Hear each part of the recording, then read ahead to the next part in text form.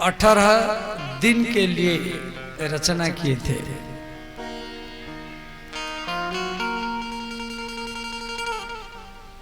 तो इन 18 दिन में पितामह भीष्म 10 दिन तक युद्ध किए। 5 दिन द्रोणाचार्य किए, 2 दिन कर्ण किया है और आधा दिन दुर्योधन और आधा दिन दुशासन। तो गांधारी पुत्र दुर्योधन भीमसेन के गदा में घायल होकर के कुरुक्षेत्र के मैदान में पड़ा हुआ है। उसके जांघ से खून निकल रहा है, वो मरने वाला है। तो उस समय श्री गुरु द्रोणाचार्य का पुत्र अश्वत्थामा वहां पर आया। अश्वत्थामा ने कहा, महाराज यदि आप मुझे सेनापति बनाते तो आपका मृत्यु नहीं होता, आपका ये पराजय नहीं होता। तो दुर्योधन के जांघ से जो खून निकल रहा था, दुर्योधन उसी खून से अश्वत्थामा को तिलक किया। गुरुपुत्र अभी भी रात्र 12 घंटा बाकी है। तो अश्वत्थामा पांडवों को मारने के लिए जा रहा है। इधर भगवान कृष्ण पांडवों को बोले, पांडवों अब तो दुर्योधन मरने वाला है, चलो हम गंगा नहा करके आएंगे। तो भगवान कृष्ण पांडवों को हरियाणा से हरिद्वार ले गए। हरियाणा है कुरुक्षेत्र में, कुरुक्षेत्र है हरियाणा में, और भगवान हरियाणा से हरिद्वार ले गए पांडवों को। तो पांडवों की पत्नी देवी द्रौपदी मन में सोची, जब मेरे 5 पति गंगा नहाने के लिए चले गए, तो द्रौपदी की 5 पुत्र है और वो भी युवक थे, जवान थे, वो भी पांडव जैसे लगते थे। तो द्रौपदी ने क्या की, अपनी 5 पुत्रों को पतियों के जगह में सुला दिया। इधर अश्वत्थामा एक पेड़ के नीचे सोच रहा है, जब मैं पांडवों को कैसे मारूं। तो उसी पेड़ के ऊपर एक उल्लू वो कौवा को मार रहा था। तो कौवा दिन में उल्लू को मारता है और उल्लू रात में कौवा को मारता है। तो अश्वत्थामा सोचा, यदि एक उल्लू 1000 कौवा को मार सकता है तो मैं भी अकेला हूं, मैं भी मार सकता हूं। तो अश्वत्थामा उल्लू को गुरु मान करके और पांडव शिविर के ऊपर अग्निबाण चलाया। तो पांडव शिविर में आग लग गया। अश्वत्थामा शिविर में प्रवेश करके पांडवों के 5 बच्चों का मस्तक काट लिया। ये सोचा यही पांडव है, और रात रात में ला करके वो दुर्योधन को दिया। दुर्योधन भी खुश हो गया, जिस काम को पितामह भीष्म, गुरु द्रोणाचार्य, मेरा मित्र कर्ण भी कर नहीं पाया, और ये रात रात में कर दिया। दुर्योधन प्रसन्न हो गया। दुर्योधन ने कहा, गुरुपुत्र इसमें जो भीम का मस्तक है मुझे दो। वो भीम का मस्तक नहीं था, भीम के बेटा का था, और भीम जैसा उसका बेटा भी ऐसा। तो दुर्योधन जब दबाया तो मस्तक चूर चूर हो गया। दुर्योधन अश्वत्थामा को कहा, ये पांडवों का मस्तक नहीं है, इतना कोमल। जिस भीम को ऊपर में गदा प्रहार करता था और मेरा गदा टकरा करके छिटक जाता था,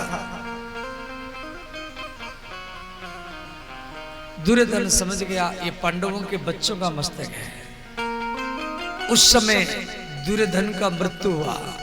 प्रसन्नता और उदासीनता दोनों के बीच में इधर देवी द्रौपदी रो रही कि उसके 5 बच्चों का मस्तक नहीं है, और उधर हरिद्वार में श्री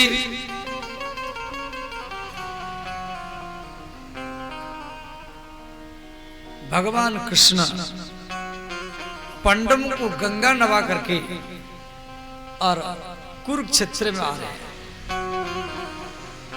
तो देवी द्रौपदी श्री कृष्ण के चरण को पकड़ करके, अर्जुन के चरण को पकड़ करके रोने लगी। कृष्ण कृष्ण महाबाहो भक्तानां अभयंकरः।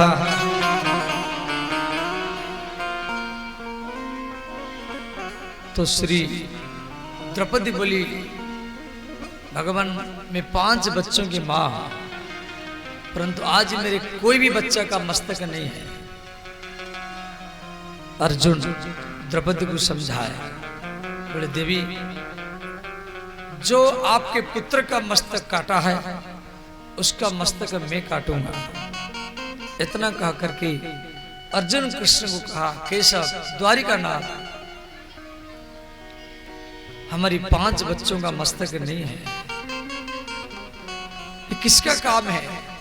सोए हुए बच्चों का मस्तक काट करके ले गया। भगवान कृष्ण बोले, मित्र ये काम गुरु द्रोणाचार्य का पुत्र अश्वत्थामा का है। अर्जुन कृष्ण को रथ में बैठाए और अश्वत्थामा को मारने के लिए अश्वत्थामा का पीछा किए। अश्वत्थामा भयभीत होकर भाग गया। अंत में अश्वत्थामा अर्जुन को मारने के लिए अर्जुन को ब्रह्म अस्त्र प्रहार किया। एक तो अर्जुन को पुत्र का वियोग था, दूसरे में ब्रह्मास्त्र आ रहा है मारने के लिए। अर्जुन को कुछ दिखाई नहीं दिया। अर्जुन रथ से नीचे गिर गए। भगवान कृष्ण रथ के ऊपर बैठे और बार बार चिल्ला रहे, मित्र उठो, ये अश्वत्थामा का ब्रह्मास्त्र है, विलंब मत करो। और अर्जुन कह रहा है, कृष्ण कृष्ण महाबाहो भक्तानां अभयंकरः त्वमेक दह्यमान अपवर्गोसी संसृते। अर्जुन कहा, कृष्ण कृष्ण महाबाहो, हे द्वारिकानाथ, हे कृष्ण, हे गोविंद, हे गोपाल, आपका हाथ कहाँ है? महाबाहो, आपके लंबे लंबे हाथ कहाँ है? भगवान कृष्ण रथ में बैठे हैं, अर्जुन जमीन पर गिरा हुआ है। जब अर्जुन कहा, हे भगवान आपका हाथ कहाँ है, तो भगवान का हृदय पिघल गया।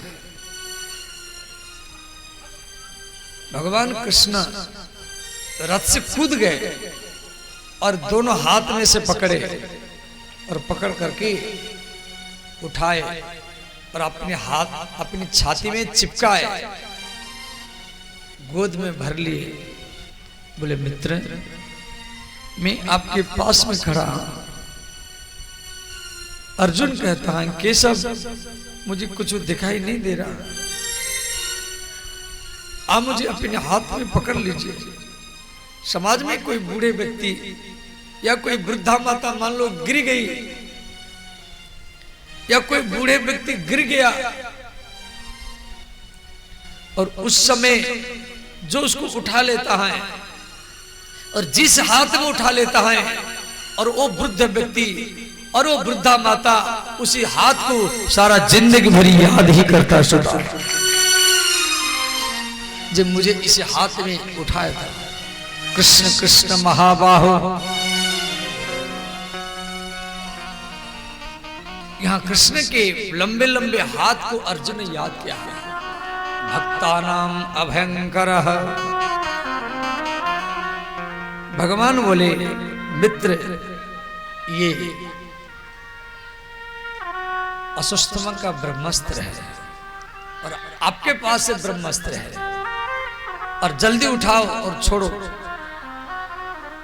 तो भगवान कृष्ण कहने पर अर्जुन अपना ब्रह्मास्त्र छोड़ दिया, तो दोनों ब्रह्मास्त्र आकाश में टकराने के लिए जा रहा है।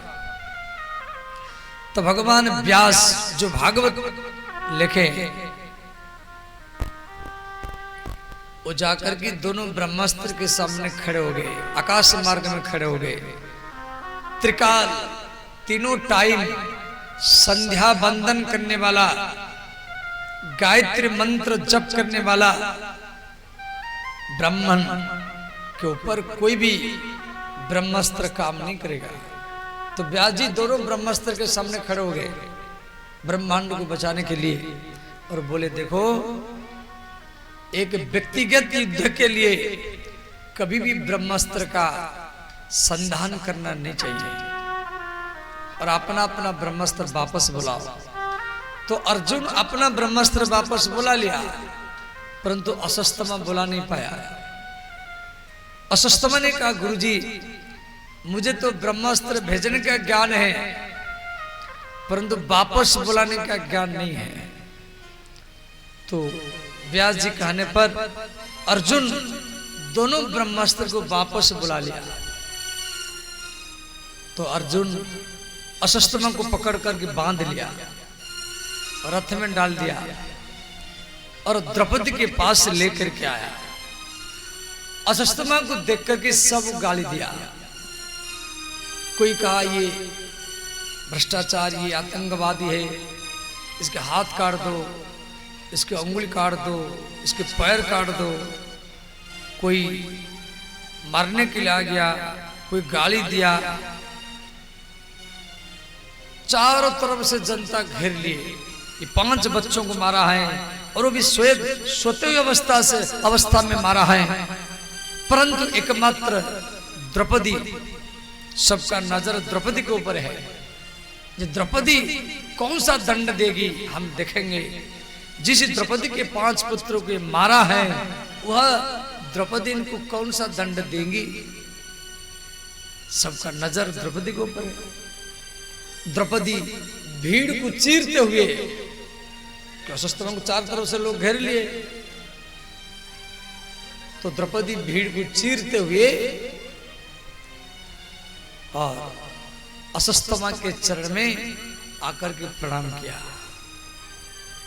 भागवत में दिया गया है, निरीक्ष्य कृष्णा अपकृतम गुरुसुतम वाम स्वभावा कृपया ननामचः।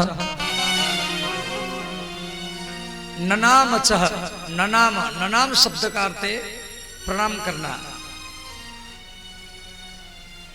निरीक्ष्य कृष्णा, कृष्ण माने द्रौपदी, अपकृतम गुरुसूतम, गुरुपुत्र असस्थमा का मस्तक नीचे झुका हुआ। तो सब गाली दे रहे हैं, तो असस्थमा का मस्तक ऐसे नीचे झुका हुआ है। तो द्रौपदी आकर के प्रणाम किया, और प्रणाम करके अपने पति को कहा, स्वामी ये गुरुपुत्र है और आप इसको बांध करके लाए हैं, इसको माला पहनाना चाहिए, इसके चरण धोना चाहिए, इसके चरणामृत को पीना चाहिए, और आप रस्सी से बांध करके लाए। मुच्यताम मुच्यताम ब्राह्मणं नितरां गुरुः मुच्यता मुच्यता, इसको छोड़ दीजिए छोड़ दीजिए छोड़ दीजिए। द्रौपदी बोली स्वामी, इसके पिता गुरु द्रोणाचार्य जो आपको ब्रह्मास्त्र भेजने का ज्ञान बताया और वापस बुलाने का ज्ञान भी बताया, और वही गुरु द्रोणाचार्य अपने पुत्र सुस्थमा को ब्रह्मास्त्र भेजने का ज्ञान तो बताए, परंतु वापस बुलाने का ज्ञान नहीं बताया। आपको बताए परंतु अपने बेटा को नहीं बताया। अब इससे अनुमान लगाओ जो गुरुजी अपना पुत्र से आपको ज्यादा प्रेम करते थे, और आज महाभारत युद्ध में गुरु द्रोणाचार्य का मृत्यु हो चुका है, और ये गुरु का बेटा है, ये भी गुरु का समान है। मुच्यताम मुच्यताम ब्राह्मणम नितराम गुरु। धर्मराज युधिष्ठिर वहां पर बैठे थे। युधिष्ठिर महाराज बोले, भैया अर्जुन, द्रौपदी जो कह रहे ठीक कह रहे हैं, इसको छोड़ देना चाहिए, ये गुरुपुत्र है। भीम ने कहा नहीं नहीं, इस सोए हुए 5 बच्चों का मस्तक काटा है, इसलिए इसका मस्तक भी काट देना चाहिए।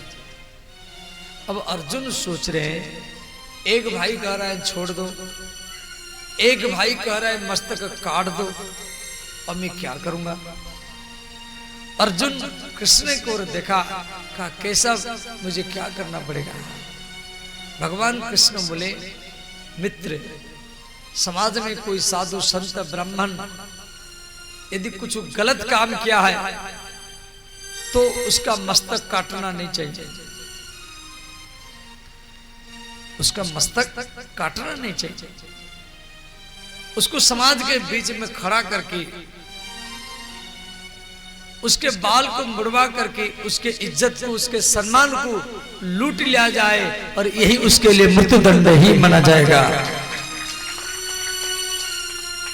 तो अर्जुन क्या किए, अश्वत्थामा के सिर पर एक जन्मजात मणि था जो गर्भ से था।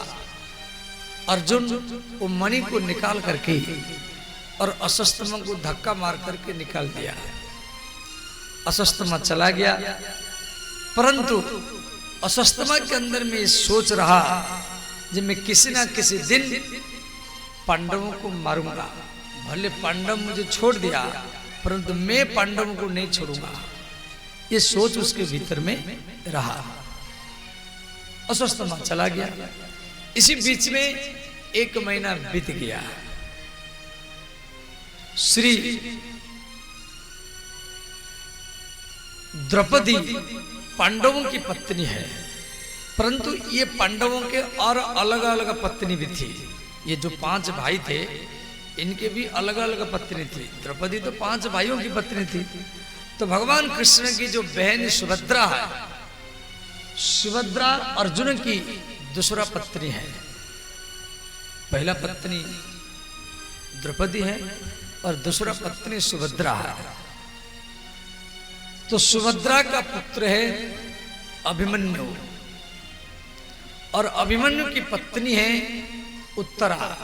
उत्तरा जो है वो नेपाल के विराट नगर की राजकन्या थी, और उसका शादी हस्तिनापुर बोलते दिल्ली को, मेरठ, दिल्ली के पास जो मेरठ है, तो हस्तिनापुर का राजकुमार अर्जुन का पुत्र अभिमन्यु का शादी नेपाल के विराट नगर की राजकन्या उत्तरा के साथ हुआ था।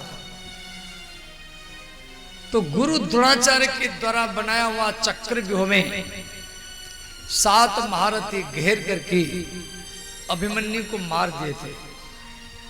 उस समय अभिमन्यु की पत्नी उत्तरा के गर्भ में एक बालक था। उत्तरा जब सती होने के लिए जा रही थी, द्रौपदी उसको मना की, बोली बेटी, गर्भवती स्त्री को सती होना नहीं चाहिए। तो द्रौपदी कहने पर उत्तरा सती नहीं हुई तो उत्तरा के गर्भ में परीक्षित महाराज है, जो भागवत के मूल श्रोता है, जिसके लिए भागवत का अवतार हुआ। तो उत्तरा के गर्भस्थ संतान परीक्षित को मारने के लिए अश्वत्थामा फिर दूर से और एक बार ब्रह्मास्त्र किया। उत्तरा कभी कुंती के चरण को पकड़ करके बोलती, ये माता मुझे बचा लो। कभी सुभद्रा के चरण को पकड़ करके रोती हैं, हे माता मुझे बचा लो। कभी द्रौपदी के चरण को पकड़ करके रोती है। अब द्रौपदी घबरा गई, जी इसके गर्भ में एक बालक है। और उत्तरा वो चिलमिलाती हुई द्रौपदी के चरण, गांधारी के चरण, कुंती के चरण, सबका चरण को पकड़ती है। तो द्रौपदी बोली, बेटी विलंब मत करो। महल के बाहर में भगवान कृष्ण पांडवों के साथ बैठे, जल्दी उनके शरण में जाओ। तो उत्तरा महल के भीतर से भागती हुई कृष्ण के पास जा रहे हैं। पाही पाही महायोगिन देवदेव जगतपते नान्यम तद भयम पश्ये यत्र मृत्यु परस्परम। उत्तरा भागती हुई आई, भगवान कृष्ण के चरण को पकड़ करके पाही पाही, हे नाथ रक्षा करो, हे नाथ रक्षा करो। उत्तरा दौड़ करके आई और भगवान कृष्ण के चरण में गिर गई। पाही नाथ कही पाही गोसाई, पाही नाथ कही पाही गोसाई, पाही नाथ कही पाही गोसाई, पाही नाथ कही पाही गोसाई। भागवत में एक ही शब्द को 2 बार रिपीट किया गया, पाही पाही महायोगिन देव देव जगतपते नान्यम तद भयम पश्ये यत्र मृत्यु परस्परम। पाही नाथ कही पाही गोसाई, पाही नाथ कही पाही गोसाई, पाही नाथ कही पाही गोसाई, पाही नाथ कही पाही गोसाई।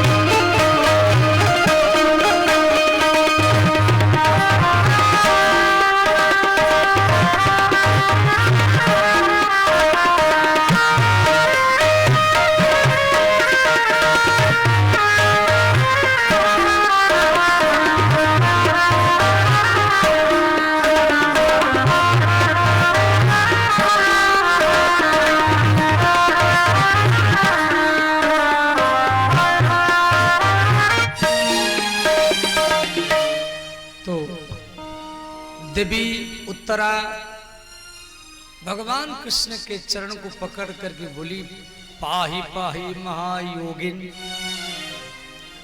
देव देव जगतपते है। उत्तरा यहां कृष्ण को जगतपति कहकर के संबोधन किया। देव देव जगतपते है। उत्तरा बोली, हे नाथ, जिस स्त्री का कोई पति नहीं है उस स्त्री का पति आप है। मैं एक विधवा स्त्री हूं। मेरे पति को महाभारत युद्ध में साथ साथ महारथी घेर करके मार दिए, और यदि मेरे पति होते तो आज इसी ब्रह्मास्त्र का सामना करते और मुझे बचाते। और मैं एक विधवा स्त्री हूं, फिर भी मेरे ऊपर कोई ब्रह्मास्त्र चलाया है, परंतु मेरे गर्भ में एक बालक है। यदि एक बालक मर जाएगा तो ये पांडवों का वंश समाप्त हो जाएगा। पाहि पाहि महायोगिन देव देव जगतपते है। घर में कोई विधवा स्त्री हो उसका सम्मान करो, उसका इज्जत करो, उसको छोटे नजर में कभी नहीं देखना है। आप सोचेंगे ये विधवा है, इसके पति नहीं है, उसको पूजा पाठ में उसको सम्मान करो। वो सोचेगा मैं को विधवा होने के कारण मेरा कोई आदर नहीं कर रहा है, उसका आंसू आपके जीवन में बाधा डालेगा। उत्तरा कह रही मैं एक विधवा स्त्री हूं, और जिस स्त्री का पति नहीं है वो स्त्री का पति आप है, क्यों आप जगतपति है। पाहि पाहि महायोगिन देव देव जगतपते है। नान्यम तदभयं पश्ये यत्र मृत्यु परस्परम। भगवान कृष्ण एक सूक्ष्म रूप, छोटा सा रूप बना करके उत्तरा के गर्भ में प्रवेश किए। भगवान उत्तरा के गर्भ में प्रवेश करके देखे वो बालक मर चुका है। परीक्षित महाराज का मृत्यु हो गया था उत्तरा के गर्भ में, परंतु भगवान वो बालकों को उत्तरा के गर्भ में फिर दूसरी बार जीवित किए। और भगवान,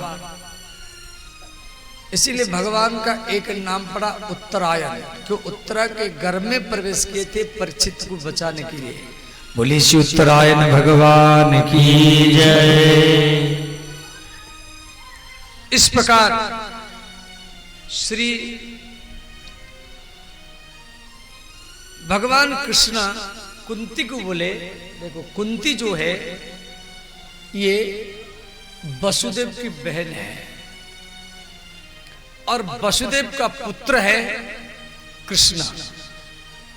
तो श्री कृष्ण कुंती को बोले फुआ मुझे विदाई दो, तेरे पुत्र राजा बने, अब मुझे विदाई दो, मैं द्वारिका जाऊंगा।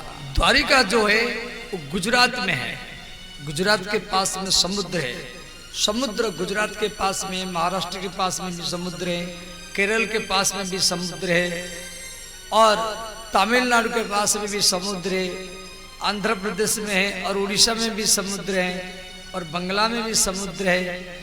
समुद्र कई देशों से, कई प्रांतों से लगा हुआ। तो गुजरात जो है,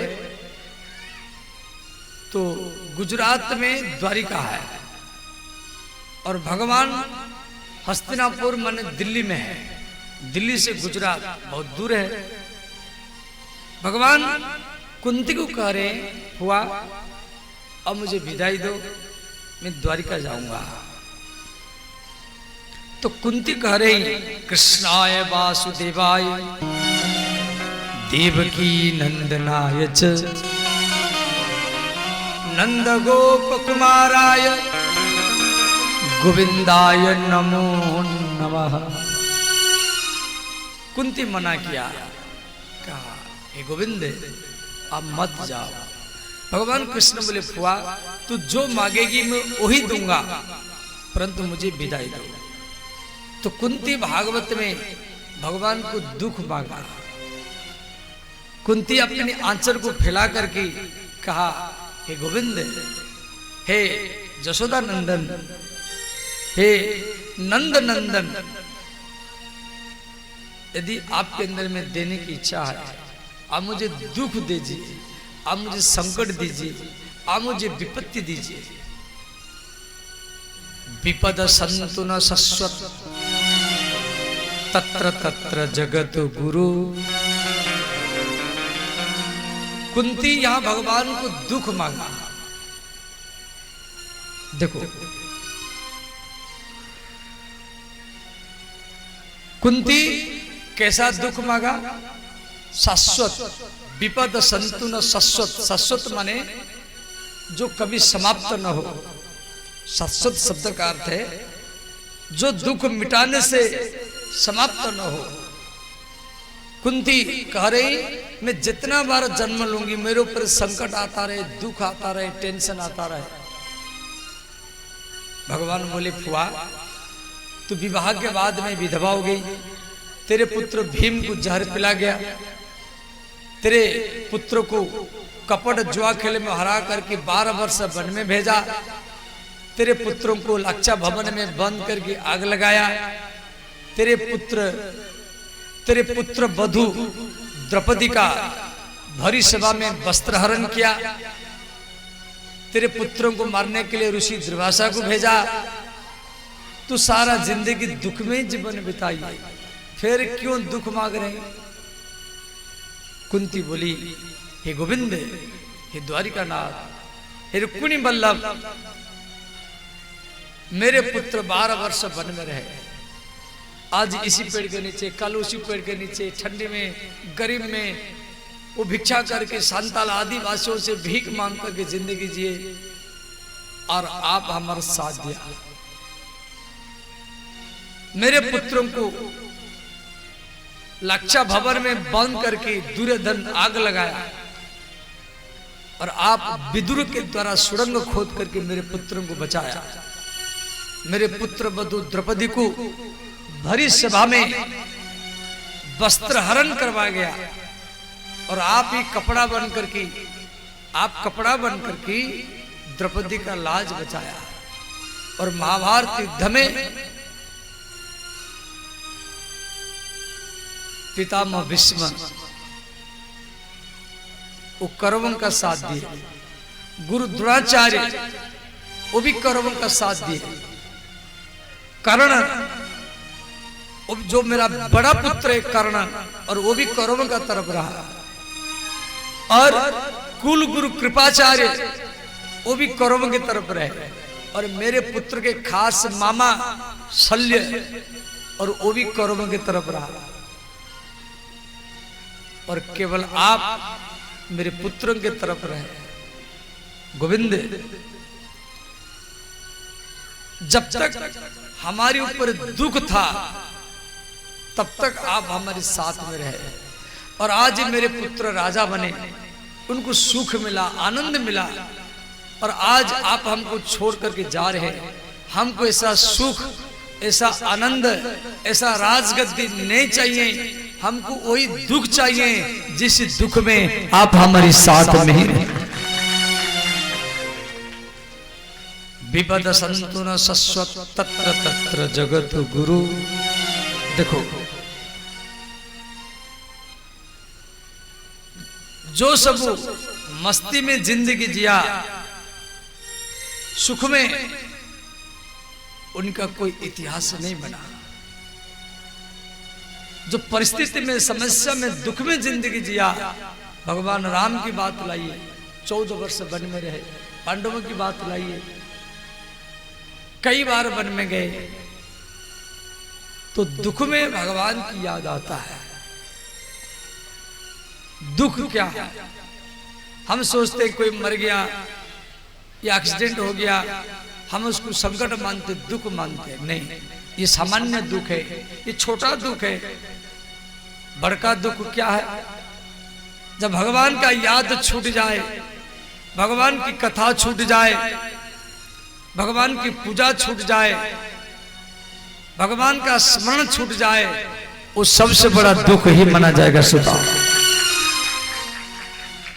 रामचरितमानस की पंक्ति है और आप सबको याद भी है।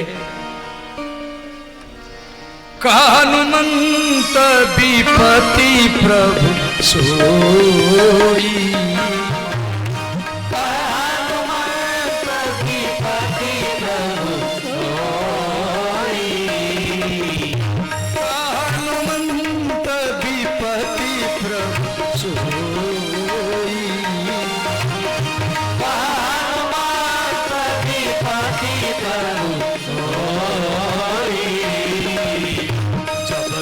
सुमीरा भजन न होई,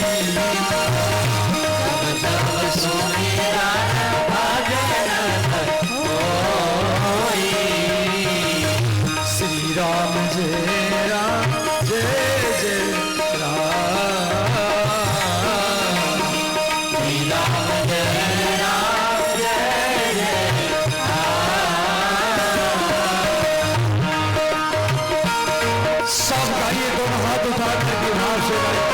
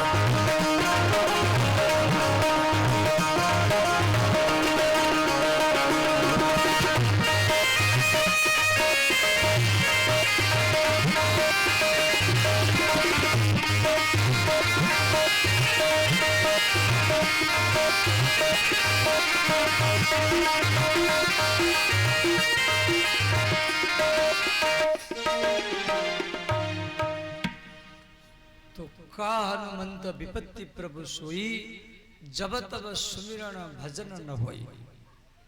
देखो, और जितना समय आपका मन भगवान में है,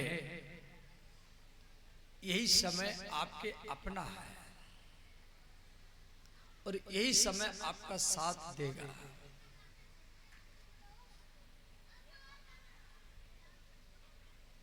जो भगवान के कथा को, सत्संग को, भक्ति को अपना मान लिया, ये भी भगवान की कृपा है।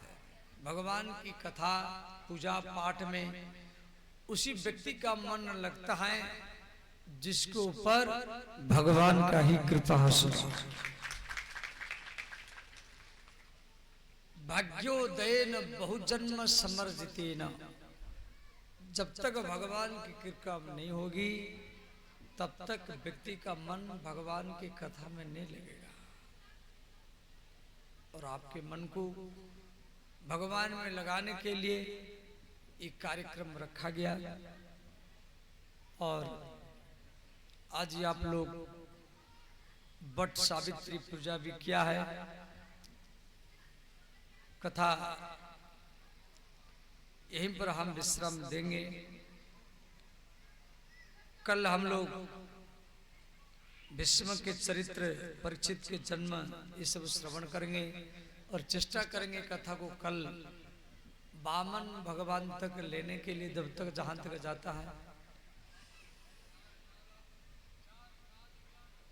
श्री सुबह सुबह योगासन और गीता पाठ आप लोग, फिर यज्ञ हवन होता है और हमारी श्री रंजन बाबा यहाँ पर आए हैं।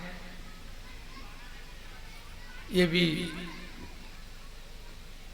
कथा, सत्संग आदि आदि करते रहते हैं और उनकी बेटी श्यामा रंजन वो भी आई है और श्री रंजन बाबा ये सनातन धर्म, जो सनातन भागवत परिवार के ये अभिन्न अंग है, हरदम सनातन भागवत परिवार के संस्था को बचा रखने के लिए ये सेवा करते रहते हैं। और बगल में गौशाला बना हुआ है, वहाँ भी इनका बहुत सेवा हरदम होता रहता है। कभी भूसा, कभी चावल, कभी मकई भेजते रहते हैं।